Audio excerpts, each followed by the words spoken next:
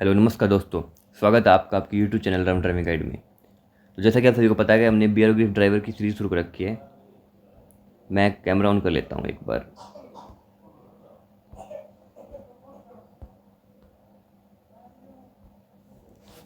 तो beer driver की series शुरू कर रखी है जिसमें हम डेली के 50 क्वेश्चन करवाते हैं। तो आज की क्लास हमारी क्लास नंबर 34 है। तो आज में हम करेंगे आज के 50 क्वेश्चन। और आज का पहला क्वेश्चन जो है वो है क्वेश्चन नंबर 51। ईंधन दबाव सेंसर का क्या कार्य है। तो जो ईंधन दबाव सेंसर जो है हमारा, वो हमारे ईंधन दबाव पर नज़र रखता है। ईंधन दबाव सेंसर हमारा होता है फ्यूल प्रेशर को जो मापता है। फ्यूल प्रेशर को मापने के लिए जो हमारा उपकरण होता है, जो सेंसर होता है, वो उस पर हमारा कंट्रोल रखता है, नियंत्रण रखता है। प्रश्न नंबर 52 है, यदि ईंधन फिल्टर जाम हो जाए तो क्या होगा। तो अगर ईंधन फिल्टर हमारा जाम हो जाएगा तो ईंधन प्रवाह और इंजन की शक्ति कम हो जाती है, क्योंकि ईंधन फिल्टर ही हमारा ईंधन को फिल्टर करने का कार्य करता है। जितने भी हमारे डस्ट पार्टिकल वगैरह है तो वो हमारे अंदर वो नहीं आ पाएंगे। फिल्टर अगर अच्छे से नहीं हो रहा है तो वो हमारे उसमें ऑयल के साथ ही हमारे चले जाएंगे अंदर इंजन में, जो इंजन की शक्ति को कम कर देंगे। तो इसलिए हमारे ईंधन फिल्टर ही हमारे इसको प्रोटेक्ट करता है, हमारी क्वालिटी को, ऑयल की क्वालिटी को अच्छा करने के लिए। आगे है प्रश्न नंबर 53। इंजन नॉक सेंसर क्या कार्य करता है। तो ये नॉकिंग का पता लगाता है और टाइमिंग को समायोजित करता है। इंजन नॉकिंग कब होती है। इंजन नॉकिंग होती है हमारी पोस्ट, अगर हमारा पोस्ट इग्निशन हो जाता है तो पोस्ट इग्निशन के कारण हमारी नॉकिंग होती है, तो वो नॉकिंग का हमारा पता लगाता है। प्रश्न नंबर 54 है, थ्रोटल पोजीशन सेंसर की क्या भूमिका है। तो थ्रोटल पोजीशन सेंसर हमारा क्या होता है। थ्रोटल थ्रोटल वॉल्व हमारा होता है, जब भी हम एक्सीलरेशन देते हैं तो थ्रोटल वॉल्व हमारा खुल जाता है, जिससे क्या होता है हमारा जो एयर और फ्यूल का मिक्सचर है वो ज़्यादा अमाउंट में आगे जाने लगता है। तो इसलिए जब भी तो हम जब एक्सीलरेशन करते हैं, हम एक्सीलेटर को दबाते हैं, तभी हमारी व्हीकल की स्पीड बढ़ जाती है। तो उसी कारण बढ़ती है क्योंकि थ्रोटल वॉल्व हमारा ओपन हो जाता है। तो थ्रोटल ओपनिंग को मापता है हमारा थ्रोटल पोजीशन सेंसर कि कितना खुला है, कितना बंद है। प्रश्न नंबर 55 है, इंजन शीतलक भंडार का क्या उद्देश्य है। इंजन शीतलक हमारा होता है जिसे हम कूलेंट बोलते हैं। तो कूलेंट क्या करता है, भंडारण का उद्देश्य हमारा होता है अतिरिक्त शीतल को संग्रहित करना। मतलब वो हमारे एडवांस अमाउंट में रखता है हमारा, ताकि हमारे जब रेडिएटर में जब ट्रैवल करें तो उसमें हमारी कमी ना पड़े, है नी। तो इसलिए उसका यही काम होता है कि हम उसको कूलेंट को स्टोर रखते हैं। प्रश्न नंबर 56 है, ऑयल ब्रीदर की मुख्य कार्य क्या है। तो ऑयल ब्रीदर जो हमारा होता है वो क्रैंक केस से अतिरिक्त दबाव को मुक्त करता है। क्रैंक केस का अगर हमारे कार्य पूछ ले तो क्या होता है, वोल जो हमारे होते हैं, इनटेक वोल और आउटलेट वोल, जिसे हम प्रवेश वोल और निकास वोल बोलते हैं, वो हमारे इसी में ही लगते हैं, क्रैंक केस में लगे होते हैं। और जो टाइमिंग कंट्रोल हमारा होता है कि वाल्व कब खुलेगा, वाल्व कब बंद होगा, वो भी हमारे क्रैंक केस में लगा होता है। जो हमारा स्पार्क प्लग होता है वो भी हमारा क्रैंक केस में लगा होता है। जो हमारा फ्यूल इंजेक्टर होता है वो भी हमारा क्रैंक केस में लगा होता है। तो अगर आपसे क्वेश्चन में पूछ लिया जाए कि ये कहाँ लगे होते हैं, तो क्रैंक केस में ही लगे होते हैं, जो मैंने आपको बताया। प्रश्न नंबर 57 है, यदि इंजन ऑयल को नियमित रूप से न बदला जाए तो क्या होगा। अगर हम ऑयल न बदलेंगे तो उसमें गंदगी पैदा हो जाएगी, हमारे उसमें डस्ट पार्टिकल्स जमा हो जाएंगे, तो गाद जमने और घिसने का कारण बन जाता है। गाद मतलब जो उसमें जो मतलब एक सॉलिड टाइप में डस्ट पार्टिकल की वजह से उसमें वो नीचे उसकी क्वालिटी को डाउन कर देता है, नीचे जमा हो जाता है। प्रश्न नंबर 58 है, उच्च तापमान वाले इंजन भागों के लिए किस प्रकार के स्नेह का उपयोग किया जाता है। उच्च तापमान वाले इंजन जो हमारे भारी इंजन होते हैं, जो हैवी इंजन होते हैं, उसमें हमारे सिंथेटिक ऑयल का ही यूज होता है, यानी नेचुरल ऑयल भी हमारा होता है। नेचुरल ऑयल का यूज इनमें नहीं होता है, इसमें हम सिंथेटिक ऑयल का यूज प्रयोग करते हैं। प्रश्न नंबर 59 है, रेडिएटर पंखे का क्या कार्य है। जब रेडिएटर पंखा चलता है तो हमारा जो फ्लूइड होता है उसको ठंडा कर देता है। रेडिएटर में जो हमारा फ्लूइड लगा होता है वो हमारा गर्म रहता है, तापमान गर्म रहता है। जब भी वो हमारा अपर टैंक से नीचे लोअर टैंक में जब आता है, वो ट्रेवल करके फिन्स ट्यूब लाइक स्ट्रक्चर्स के थ्रू वो हमारा नीचे फ्लो करता है, तो उसमें उसके पीछे रेडिएटर के पीछे पंखा हमारा लगा होता है जो उसको ठंडा कर देता है। दो चीज़ मैं आपको थ्योरी जब हमारी प्रैक्टिकल वीडियो करवाई थी तो उसमें एक रेडिएटर के बारे में बताना भूल गया था। एक वाटर सिस्टम कूलेंट सिस्टम होता है और एक एयर कूलेंट सिस्टम होता है। जो वाटर कूलेंट सिस्टम जो हमारा होता है वो हमारे बड़े व्हीकलों में यूज होता है, जैसे ट्रक वगैरह या फिर ट्रैक्टर वगैरह हैवी व्हीकल्स जो होते हैं। बट जो एयर कूलिंग सिस्टम हमारा होता है वो हमारे छोटे व्हीकल्स में होता है। फॉर एग्जांपल जैसे बाइक वगैरह, स्कूटी वगैरह, इनमें हमारा एयर कूलिंग सिस्टम का प्रयोग होता है। जो अगर पूछ लिया जाए तो आप बता देना। और एक सस्पेंशन सिस्टम से बताना भूल गया मैं। सस्पेंशन सिस्टम के दो प्रकार होते हैं, डिपेंडेंट सस्पेंशन सिस्टम और इंडिपेंडेंट सस्पेंशन सिस्टम। यानी डिपेंडेंट सिस्टम जो हमारा होता है वो मतलब डिपेंडेंट रहता है, और इंडिपेंडेंट जो होता है वो हमारा डिपेंडेंट नहीं रहता है। आगे बढ़ते हैं। प्रश्न नंबर 60 है, कुछ वाहनों में ऑयल कूलर का उपयोग। एक चीज़ और, अब जो ऑयल और लुब्रिकेशन सिस्टम है उसमें जब आपसे पूछ लिया जाए कि जो उसमें नंबर लिखे होते हैं वो क्या इंडिकेट करते हैं, तो वो इंडिकेट करते हैं कि हम कौन से टेम्परेचर में, कौन सी मिनिमम से मिनिमम टेम्परेचर पर उस ऑयल को हमारे व्हीकल में यूज कर सकते हैं। और मैक्सिमम भी उस पर टेम्परेचर लिखा होता है कि मैक्सिमम कितने टेम्परेचर तक हम उसको यूज कर सकते हैं। ये जो डिसाइड जो करता है हमारा कि किस व्हीकल में कौन से टाइम पे कौन सा ऑयल लगेगा, वो हमारे जो SAE जो हमारी टीम होती है वो डिसाइड करती है। ये एक इंजीनियर्स की टीम होती है जो हमारी इस पर कार्य करती है ऑयल्स वगैरह को चेक वगैरह बनाने के लिए कि कौन सा कब यूज होगा। ये भी काफ़ी बार पूछा जाता है। तो क्वेश्चन है, कुछ वाहनों में ऑयल कूलर का उपयोग क्यों किया जाता है। तो इंजन ऑयल का तापमान कम करने के लिए, क्योंकि इंजन ऑयल हमारा ज़्यादा होता है। ऑयल कूलर मतलब आपका कूलेंट वगैरह होता है, हमारे फैंस वगैरह में जितने भी आपके उपकरण होते हैं कूलिंग सिस्टम में, तो वो हमारे इंजन ऑयल के तापमान को कम करने के लिए प्रयोग होता है। प्रश्न नंबर 61 है, शीतलक तापमान संवेदक क्या कार्य करता है। तो इंजन के तापमान पर ये नजर रखता है। प्रश्न नंबर 62 है, इंजन में वाटर जैकेट का क्या उद्देश्य। Very very good important question. तो जो वाटर जैकेट हमारा होता है वो इंजन की पुर्जों को ठंडा करता है। जो वाटर जैकेट होता है उसमें वाटर हमारा स्टोर होता है, जो हमारे जो फिन्स लाइक स्ट्रक्चर होते हैं उसके बाहर से हमारा वाटर गुजरता है। अंदर से तो आपका फ्लूइड गुजरेगा, और उसके बाहर से हमारा जो है होता है वो वाटर जैकेट सिस्टम लगा होता है, तो उसके बाहर से हमारा वाटर जैकेट गुजरता है, वाटर गुजरता है, तो जो उसको ठंडा रखता है। प्रश्न नंबर 63 है, शीतलन प्रणाली में थर्मोस्टेट का क्या कार्य है। तो कूलिंग सिस्टम में मैंने थर्मोस्टेट को बताया, जो शीतलक प्रवाह को नियंत्रित करता है। एक वोल्व लगा होता है, अगर हमारा टेम्परेचर, अगर हम अप्रोक्स 80 डिग्री सेल्सियस मान के चलते हैं, अगर हमारा फ्लूइड का टेम्परेचर 80 डिग्री सेल्सियस से कम है तो जो थर्मोस्टेट वोल्व है वो बाईपास से गुजार देगा। अगर 80 डिग्री सेल्सियस से ज़्यादा है, मतलब हाई टेम्परेचर है, तो वो आगे फिर रेडिएटर में उसको भेजेगा उसको ठंडा करने के लिए। तो यही हमारा थर्मोस्टेट का कार्य होता है कि कब तो ये बाईपास करेगा और कब उसको आगे कूल होने के लिए भेजेगा। प्रश्न नंबर 64 है, इंजन शीतलक के लिए आदर्श तापमान क्या है। तो जैसे मैंने आपको बताया कि ये जो थर्मोस्टेट वोल्व होता है, तो ये 80 डिग्री से 100 डिग्री सेल्सियस के टेम्परेचर अगर है तो ही आगे रेडिएटर में भेजेगा, अगर इससे कम है तो ये बाईपास से गुजार देगा। प्रश्न नंबर 65 है, इंजन में शीतलक के कम स्तर पर क्या प्रभाव पड़ता है। तो अधिक हमारी टेम्परेचर जो है वो बढ़ेगा, अधिक गर्मी पैदा करेगा। प्रश्न नंबर 66 है, मफलर का क्या कार्य होता है। तो मफलर जो हमारा होता है वो नॉइस को रिड्यूस करता है, हमारी आवाज़ को, शोर को कम करने का कार्य करता है, जो निकास प्रणाली में हमारा होता है। प्रश्न नंबर 67 है, एग्जॉस्ट सिस्टम जो हमारा लगा होता है, एग्जॉस्ट सिस्टम जो अनबर्न गैसेस को बाहर निकालता है, उसमें ऑक्सीजन सेंसर की क्या भूमिका है। तो ऑक्सीजन सेंसर जो हमारा होता है वो एग्जॉस्ट गैसों में ऑक्सीजन के स्तर को हमारा जांच करता है।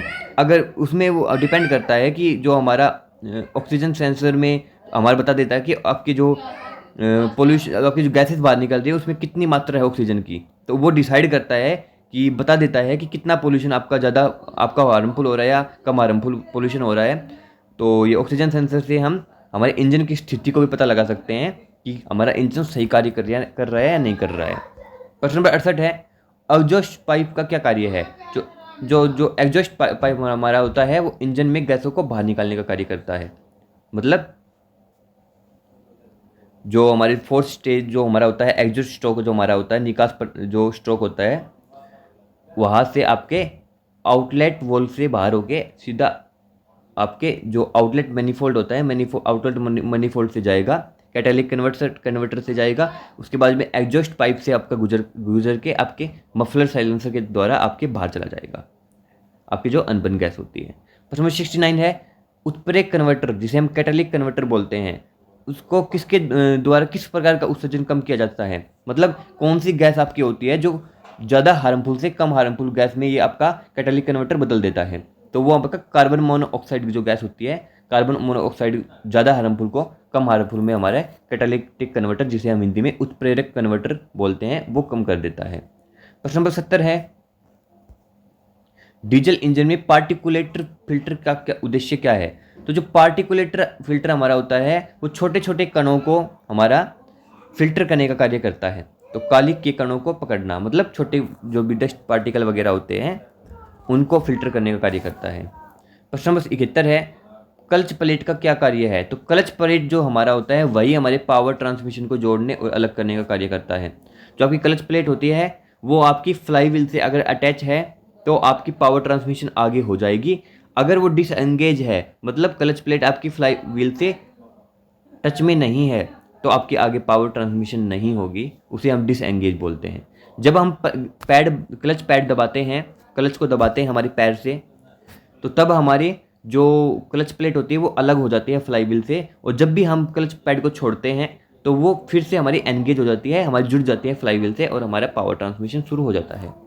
प्रश्न नंबर 72 है, किस प्रकार के ट्रांसमिशन में planetary gear system, most important question, planetary gear system का उपयोग होता है?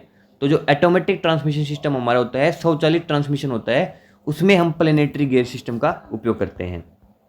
प्रश्न नंबर 73 है, गियर सिंक्रोनाइजर का कार्य क्या है? तो जो सुचारू शिफ्टिंग के लिए गियर की गति को मिलाने का कार्य करता है। प्रश्न नंबर 74 है, वाहन में डिफरेंशियल का क्या उद्देश्य है? तो पहियों को शक्ति वितरित करता है। जो डिफरेंशियल का कार्य होता है, जब भी हमारी पावर जो हमारी होती है वो प्रोपेलर शाफ्ट के द्वारा आती है हमारे व्हील्स तक, और जो फिर हमारा डिफरेंशियल लगा होता है वो डिवाइड कर देता है हमारे पावर को सभी हमारे जो पहिए होते हैं उनमें एक समान रेशियो में, मतलब समान अनुपात में वो हमारे पावर को डिवाइड कर देता है। प्रश्न नंबर 75 है, मैनुअल गियरबॉक्स में किस प्रकार की स्नेह का उपयोग किया जाता है? तो जो मैनुअल गियरबॉक्स होता है जिसमें हमें खुद गियरबॉक्स डालने की बल हमारी शक्ति लगानी पड़ती है, तो लगभग जो हमारे होते हैं वो मैनुअल गियरबॉक्स ही आते हैं। जो ऑटोमेटिक गियरबॉक्स होते हैं वो हमारी जो महंगी हमारी जो गाड़ियाँ होती हैं उन्हीं में मिलते हैं। बाकी हमारे लगभग 95% आपके मैनुअल गियरबॉक्स ही होते हैं। तो ये इसमें हमारा गियर ऑयल जो होता है उसका उपयोग किया जाता है उसके लुब्रिकेशन के लिए। जो गियर बॉक्स होता है उसकी लुब्रिकेशन के लिए, उनके स्नेह के लिए हमारा गियर ऑयल का उपयोग किया जाता है। प्रश्न नंबर 76 है, ब्रेक मास्टर सिलेंडर का क्या कार्य है? ये भी इंपॉर्टेंट क्वेश्चन है। तो बल को हाइड्रोलिक दबाव में, देखो मैं आपको बता दूं, इंपॉर्टेंट तो सारे हैं, मतलब इंपॉर्टेंट तो सारे हैं, एक से बढ़ के एक क्वेश्चन है आपके, है नहीं, कोई भी क्वेश्चन हल्का नहीं हमें ऐड नहीं कर रखा है, सारे टिप टॉप क्वेश्चन ऐड कर रखे हैं। बट जो मैं बोलता रहा हूँ कि ये इंपॉर्टेंट, तो वो ऐसे समझ लो वो मोस्ट इंपॉर्टेंट है नहीं, वो तो आपको पता ही पता होना चाहिए, उसकी पॉसिबिलिटी बहुत ज़्यादा बढ़ जाती है एग्जाम में आने की। तो ब्रेक मास्टर सिलेंडर का कार्य होता है हमारे बल को हाइड्रोलिक दबाव में परिवर्तित करता है। प्रश्न नंबर 77 है, क्योंकि जो उसमें हमारा जो वो होता है ना हाइड्रोलिक सिस्टम, उसमें जो मेन जो हमारा कंपोनेंट होता है वो मास्टर सिलेंडर ही होता है। तो वही हमारा आगे जो हमारी जब शक्ति हम प्रयोग करते हैं, हमारे पावर का प्रयोग करते हैं, बल का प्रयोग करते हैं, तो वही हमारे हाइड्रोलिक दबाव में जो हमारा हाइड्रोलिक प्रेशर होता है उसमें ट्रांसफर कर देता है, जो हमारा मास्टर सिलेंडर होता है। प्रश्न नंबर 77 है, ब्रेक बूस्टर का उद्देश्य क्या है? तो ब्रेक बूस्टर जो हमारा होता है वो ब्रेकिंग बल को बढ़ाने का कार्य करता है। प्रश्न नंबर 78 है, हाइड्रोलिक ब्रेक में किस प्रकार के ब्रेक दर का उपयोग होता है? तो DOT, डॉट आपका फ्लूइड होता है यानी उसका हमारा हाइड्रोलिक ब्रेक में उपयोग होता है। ये भी मोस्ट इंपोर्टेंट क्वेश्चन है। ABS सिस्टम का कार्य क्या है? तो ABS सिस्टम जो हमारा होता है वो व्हील लॉकअप को रोकता है। जब भी हम ब्रेक लगाते हैं तो जो ABS सिस्टम होता है वो ब्रेक व्हील्स जो हमारे होते हैं, टायर्स होते हैं, उनको लॉक होने से बचाता है। इसकी फुल फॉर्म अगर पूछ ले तो इसकी फुल फॉर्म होती है हमारी anti lock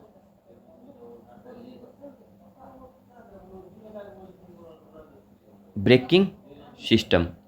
anti lock braking system इसकी फुल फॉर्म होती है। प्रश्न नंबर 80 है, ब्रेक फेड का क्या कारण है? ब्रेक फेड मतलब फेड होना, मतलब ब्रेक घटकों को अधिक गर्म होने से बचाता है। प्रश्न नंबर 81 है, पावर स्टीयरिंग पंप का क्या कार्य है?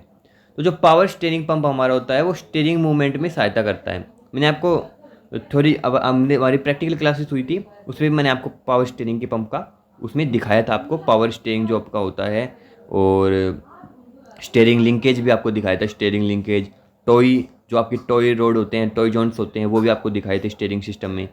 तो आपकी ऐसे समझ लो प्रैक्टिकल क्लासेस आपकी तो बहुत ही इंपॉर्टेंट है, वो तो आपको करनी ही करनी चाहिए, हर हाल में आपको करनी चाहिए। उसमें हर पार्ट उसमें आपको अच्छे से दिखा रखा है, तो उसको तो बिल्कुल ना छोड़िएगा। प्रश्न 82 है, स्टीयरिंग में टाई रोड, ये आ गया ना टाई रोड, तो टाई रोड का क्या है, तो स्टीयरिंग रैक को पहियों से जोड़ता है। स्टीयरिंग रैक क्या होता है, स्टीयरिंग लिंकेज से जो पावर हमारी आती है तो उसे हम स्टीयरिंग रैक बोलते हैं, उसको पहियों से जोड़ने का कार्य करता है। आगे अटैच जो हमारा होता है ना टाई रोड से आगे, उसको हम स्टीयरिंग रैक बोलते हैं। प्रश्न नंबर 83 है, शॉक अब्जॉर्बर का उद्देश्य क्या है, तो शॉक एब्जॉर्बर हमारे जो कंपन और झटके होते हैं उसको एब्जॉर्ब कर लेता है, उसको कम कर देता है। प्रश्न नंबर 84 है, किस प्रकार के निलंबन में कुंडल स्प्रिंग्स का उपयोग किया जाता है, तो जो हमारा स्वतंत्र निलंबन होता है जिसे हम इंडिपेंडेंट सस्पेंशन सिस्टम बोलते हैं, तो इंडिपेंडेंट सस्पेंशन सिस्टम में हमारे स्प्रिंग्स का उपयोग होता है। एक हम आपके स्प्रिंग्स होती है, एक आपकी लीफ होती है, यानी लीफ आपकी बड़े जो व्हीकल्स होते हैं जैसे ट्रक वगैरह, आपके ट्रॉली वगैरह आपके होते हैं, उनके टायर्स होते हैं, उनमें हमारे लीफ का उपयोग होता है। प्रश्न 85 है, स्टेबलाइजर बोर का क्या कार्य है, तो वो हमारी बॉडी रोल को कम करने का कार्य करता है। प्रश्न 86 है, अल्टरनेटर का मुख्य कार्य क्या है, तो हमारी जो अल्टरनेटर है वो हमारा बिजली बनाने का कार्य करता है, बिजली उत्पन्न करता है। मैंने आपको अच्छे से दिखाया था प्रैक्टिकल क्लासेस में। अल्टरनेटर पे एक बेल्ट लगी होती है, जब भी इंजन के पार्ट्स वो घूमता है, इंजन का जब इंजन चालू होता है तो वो बेल्ट से हम अल्टरनेटर को कनेक्ट कर देते हैं, तो उसकी वजह से फिर वो हमारे अल्टरनेटर का पंखा भी घूमने लग जाता है, जो बिजली बनाने का फिर कार्य होता है। प्रश्न नंबर 87 है, वाहन फ्यूज बॉक्स का उद्देश्य क्या है, तो जितने भी हमारे विद्युत हमारे जो उपकरण होते हैं उसको सुरक्षा प्रदान करना। प्रश्न नंबर 88 है, अधिकांश वाहनों में किस प्रकार की बैटरी का उपयोग किया जाता है, तो आपके लगभग दो ही पार्ट आपके मान के चलो मेन कि जो आपकी लेड एसिड बैटरी होती है वो हमारे ज़्यादातर वाहन में उपयोग होती है। लेड एसिड बैटरी आपकी पेट्रोल व्हीकल और आपका जो डीजल व्हीकल जो आपका होता है उनमें आपकी लेड एसिड बैटरी होती है, और जो आपका इलेक्ट्रिकल व्हीकल होता है जो आपको बिजली से चलता है उसमें आपकी लिथियम आयन की बैटरी लगी होती है। कौन सी बैटरी लगी होती है, lithium, LITHIUM ion, lithium ion की बैटरी आपकी में उसमें होती है। क्वेश्चन नंबर 89 है, वाहन स्टार्टर मोटर का कार्य क्या है, तो इंजन को चालू करने के लिए क्रैंक करता है, मतलब वो एक बार आपका बस 1-2 सेकंड के लिए आपको चलाएगा इंजन में, ताकि फिर उसकी स्पीड बन जाती है, फिर वो ऑटोमेटिक आपका चलने लग जाता है। उसके बाद में आपकी जो स्टार्टर मोटर होती है उसका कार्य खत्म हो जाता है, वो बस एक बार आपको व्हीकल को स्टार्ट करने के लिए यूज होता है। प्रश्न number 90, the most important question, car battery का मानक वोल्टेज क्या है, ये भी मैं आपको प्रैक्टिकल क्लासेस में बताना भूल गया। तो जो 12 वोल्ट आपकी होती है वो आपकी बैटरी होती है। काफ़ी बार एक क्वेश्चन आता है इसमें, क्वेश्चन भी मैं आपको गलती से प्रैक्टिकल जो आपकी क्लास थी उसमें बताना भूल गया। जो आपका पेट्रोल पंप पे जो पेट्रोल इंजन में जो आपका स्पार्क प्लग होता है उसको बहुत ज़्यादा वोल्टेज चाहिए, करंट चाहिए, मतलब आप ये समझ लो कि हज़ारों वोल्टेज में उसको करंट चाहिए, बट हमारी बैटरी में तो 12 वोल्ट है। तो कैसे यूज होता है फिर वो आपकी कॉइल जो आपकी होती है प्राइमरी कॉइल और सेकेंडरी कॉइल, उनके माध्यम से आपके हाई वोल्टेज को लो वोल्टेज को हाई वोल्टेज में कन्वर्ट किया जाता है। जो भी आपकी प्राइमरी वाइंडिंग होती है, प्राइमरी कॉइल होती है, उसमें जो नंबर ऑफ टर्न्स होते हैं वो कम होते हैं। ये क्वेश्चन आता है, प्राइमरी में आपके नंबर ऑफ टर्न्स कम होंगे और सेकेंडरी कॉइल में आपके नंबर ऑफ टर्न्स होते हैं वो ज़्यादा मैक्सिमम होते हैं। ये आप इसमें इसकी बात में ध्यान रखना है इस बात को। प्रश्न नंबर 91 है, व्हील बैलेंसिंग का उद्देश्य क्या है, तो कंपन और असमान घिसाव को रोकता है और हमारे जो टायर्स व्हील्स होते हैं उनकी आयु को बढ़ाता है। प्रश्न नंबर 92 है, फ्रंट व्हील ड्राइव वाहनों के लिए सही टायर रोटेशन पैटर्न क्या है। मैं काफ़ी बार आपको बता चुका फ्रंट व्हील ड्राइव क्या होते हैं, रियर व्हील ड्राइव क्या होते हैं, यानी 4 व्हील ड्राइव क्या होते हैं। तो आप जरूर आप प्रैक्टिकल क्वेश्चन में क्लासेस में भी मैंने आपको अच्छे से ये बताया था। तो फ्रंट व्हील ड्राइव में हमारे जो टायर रोटेशन होता है वो आगे से पीछे एक ही तरफ, ये यहाँ पे आपको अच्छे से नहीं समझा रखा, मैं आपको बता दूं। तो ये गाड़ी है और फ्रंट व्हील ड्राइव की बात कर रहे हैं, ये आपके 4 टायर हैं आपकी गाड़ी के। तो कैसे होगा, जो पावर है फ्रंट व्हील ड्राइव में आपकी फ्रंट व्हील्स में जाएगी पावर, ठीक है। तो इसमें क्या होता है, जो आपका ये जो आपका टायर है ये वाला, ये पीछे आ जाएगा, ये जो आपका टायर है ये इधर पीछे आ जाएगा और जो पीछे के टायर हैं वो क्रॉस में आगे चले जाएंगे। ऐसे आपका टायर रोटेशन होगा फ्रंट व्हील ड्राइव में। प्रश्न नंबर 93 है, एक बात और बताना भूल गया मैं टायर्स में, टायर ट्रेड का कार्य क्या है और टायर ट्रेड क्या होते हैं। तो जो भी आपका टायर्स में काफ़ी बातें हैं ना माइंड से स्कीप हो जाती हैं। जब प्रैक्टिकल क्लासेस शुरू करते हैं ना तो क्या होता है कि सारी माइंड में तो रहता है, पर जब कैमरा आगे सामने रहता है ना तो थोड़ा मतलब अलग ही टाइप में थोड़ा अजीब सा हो जाता है। और उसकी वजह से जो कुछ याद पहले था ना पहले याद रहता है तो वो भी उस टाइम पे भूल जाते हैं बताते वक्त, और जो फिर बाद में भी याद आते हैं कि ये बताना भी भूल गया, ये बताना भी भूल गया। बाकी कोई दिक्कत नहीं है, आपको मैं बताता तो रहता हूँ हर क्लास में, जो भी आपसे रिलेटेड क्वेश्चन आते हैं उसके बारे में मैं पूरा बता देता हूँ। टायर ट्रेड होता है आपके जितने भी डिज़ाइन वगैरह होते हैं टायर पे, अलग अलग प्रकार के टायर पे कुछ कुछ डिज़ाइन बने होते हैं, आपकी कटिंग से डिज़ाइन होते हैं, उसको टायर ट्रेड बोलते हैं। टायर ट्रेड का कार्य होता है पकड़ना और कर्षण प्रदान करना, मतलब जो सड़क होती है उससे अच्छी तरह जकड़ जाए और जो आपका फ्रिक्शन होता है वो भी ठीक तरह से आपका फ्रिक्शन न हो, तो इसलिए हम टायर ट्रेड का उपयोग करते हैं। प्रश्न नंबर 94 है, व्हील अलाइनमेंट का उद्देश्य क्या है। तो स्थिरता के लिए व्हील एंगल को समायोजित करता है। व्हील एंगल आपके कितने प्रकार के होते हैं, एक कास्टर एंगल होता है आपका, एक आपका कैम्बर एंगल होते हैं, ये आपके एंगल होते हैं। प्रश्न नंबर 95 है, टायरों में हवा होने पर क्या प्रभाव, हवा कम होने पर क्या प्रभाव पड़ता है। तो ईंधन दक्षता जो होती है वो कम होती है। टायरों में अगर आपको जो आपकी हवा होनी चाहिए उससे ज़्यादा हवा है तो आपके बीच से टायर घिसेंगे, अगर आपकी कम हवा है जितनी होनी चाहिए तो आपके साइड से टायर घिसेंगे। ये आपके क्वेश्चन भी काफ़ी बार आता है। प्रश्न नंबर 96 है, भारत में HMV लाइसेंस के लिए न्यूनतम जो मिनिमम आयु है वो क्या होनी चाहिए। तो आपकी 20 वर्ष आपकी कम से कम आपकी आयु होनी चाहिए HMV लाइसेंस के लिए। LMV लाइसेंस की पूछ ले तो आपकी 18 वर्ष आपकी मिनिमम एज होनी चाहिए। और इसके बाद में अगर आपसे पूछ ले कि आपके HMV लाइसेंस में और क्या चाहिए तो 1 साल पुराना आपका LMV भी बना होना चाहिए। अगर आपसे पूछ ले कि LMV लाइसेंस विदाउट गियर की एज कितनी होती है, जिसमें गियर नहीं होते हैं, तो वो आपकी 16 एज आपकी मिनिमम होती है उसको बनवाने के लिए।